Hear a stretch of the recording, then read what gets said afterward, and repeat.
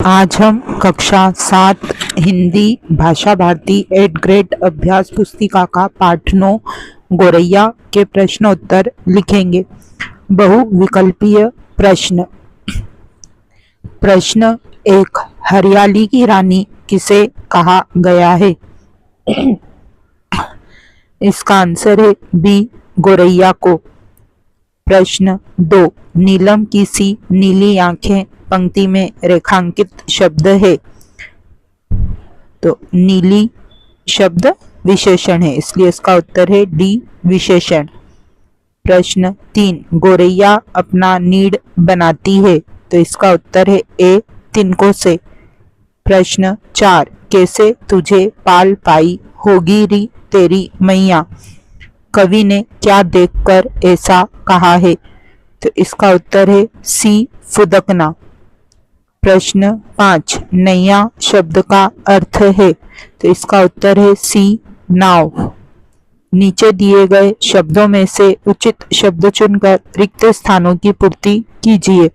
शब्द हैं चांद, सुंदर, मेरी, मिट्टी, भैया, बहन, कच्ची, सोने, बहती, मटमेले। प्रश्न 6, गोरैया के पंखों को सा कहा गया है, तो सोने सा। प्रश्न 7, मेरे अंगना में फुदक रही है, मटमेले। प्रश्न 8, बहती मेरी नैया वाक्यांश में क्रिया शब्द है, तो बहती। प्रश्न 9, कच्ची मिट्टी में शब्द विशेषण है, तो इसमें कच्ची शब्द विशेषण है। प्रश्न 10, कवि ने गोरैया का बनने की इच्छा व्यक्त की है, तो कवि ने गोरैया का भैया बनने की इच्छा व्यक्त की है। अति लघु उत्तरीय, कवि की हैरानी का क्या कारण है? कवि के आंगन में गोरैया फुदक रही है, यह उसकी हैरानी का कारण है। प्रश्न 12, चिड़िया अपना नीड़ किन किन चीजों से बनाती है? तो तिनके तिनके जोड़कर चिड़िया अपना नीड़ बनाती है। प्रश्न 13, कविता में गोरैया को अंग अंग में बिजली सी भर क्यों कहा है? तो गोरैया हरदम फुदकती रहती है, इसलिए कविता में गोरैया को अंग अंग में बिजली सी भर कहा है। प्रश्न 14, इस कविता में गोरैया के संबंध में कहा गया है, इसी तरह कौवे के संबंध में 4 वाक्य लिखिए। तो नंबर 1, कौवा काले रंग का होता है। नंबर 2, इसकी आवाज बहुत कर्कश होती है। नंबर 3, यह बहुत चतुर होता है। नंबर 4, कौवे अपना घोंसला ऊंची डाल पर बनाते हैं। लघु उत्तरीय। प्रश्न 15, सूक्ष्म वायवीय लहरों पर संतरण कर रही सरसर पंक्ति का अर्थ अपने शब्दों में लिखिए। तो उक्त पंक्ति का आशय है कि गोरैया सूक्ष्म हवा के झोंकों पर सरसराती उड़ रही है। प्रश्न 16, फूली नहीं समाती से कवि का क्या आशय है? उक्त पंक्ति से कवि का आशय है कि गोरैया इतनी प्रसन्न एवं खुश है कि वह एक जगह नहीं बैठ रही है, वह निरंतर फुदकती रहती है, जैसे वह अपनी खुशी पर फूली नहीं समाती हो। प्रश्न 17, पुनरुक्त शब्द किन्हें कहते हैं? कविता में आए पुनरुक्त शब्दों को खोजकर लिखिए। जब कोई एक ही शब्द वाक्य में लगातार 2 या उससे ज्यादा बार प्रयुक्त किया जाता है और उसका कोई विशेष अर्थ निकलता है, पुनरुक्त शब्द कहलाते हैं।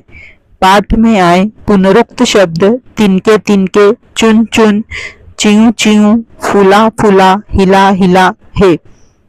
प्रश्न 18, वर्तमान परिवेश में गोरैया के कम दिखाई देने के क्या कारण हो सकते हैं?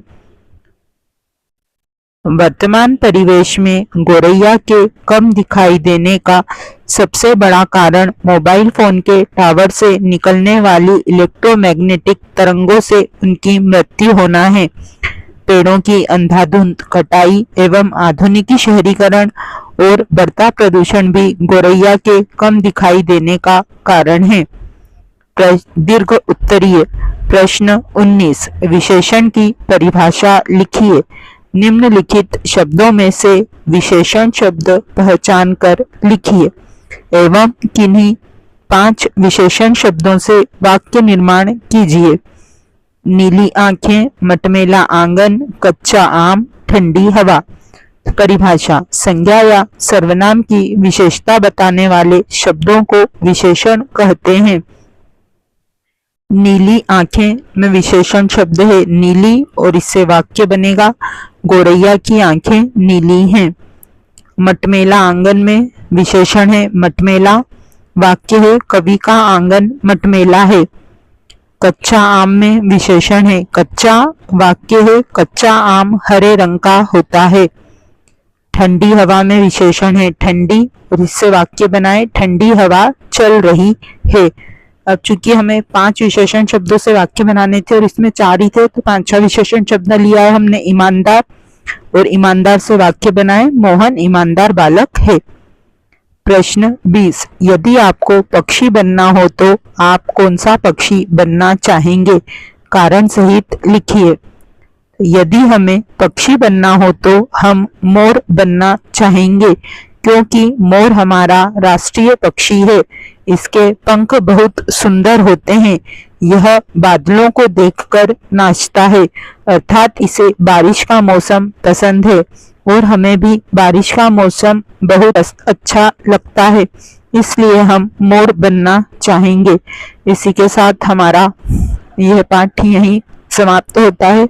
जल्द ही हम अगले पाठ के साथ पुनः मिलेंगे।